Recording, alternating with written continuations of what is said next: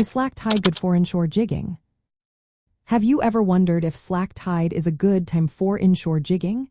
This is a common question among anglers. Let's break it down.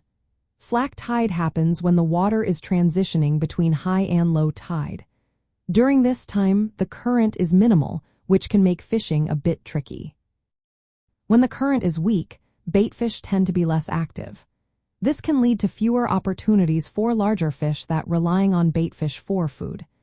Inshore jigging is a technique where you use a weighted lure, called a jig, and move it vertically through the water. The idea is to mimic the action of injured baitfish to attract predators. During slack tide, the lack of current means that the jig's movement is entirely up to you. This can be a double-edged sword. On one hand, you have complete control over how the jig moves. On the other hand, it requires more effort to keep the jig moving and can be tiring.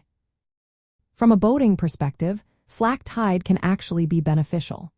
The calm conditions make it easier to maneuver your boat and maintain your position over your fishing spots. This is especially important in inshore areas where structures like rocks or submerged trees can be key to finding fish.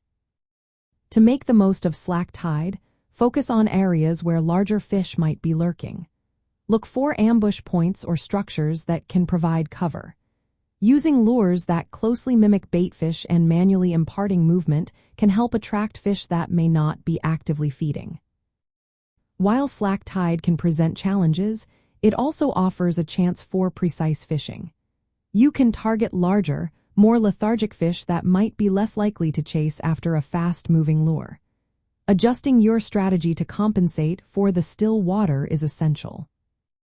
In summary, slack tide can be both good and challenging for inshore jigging.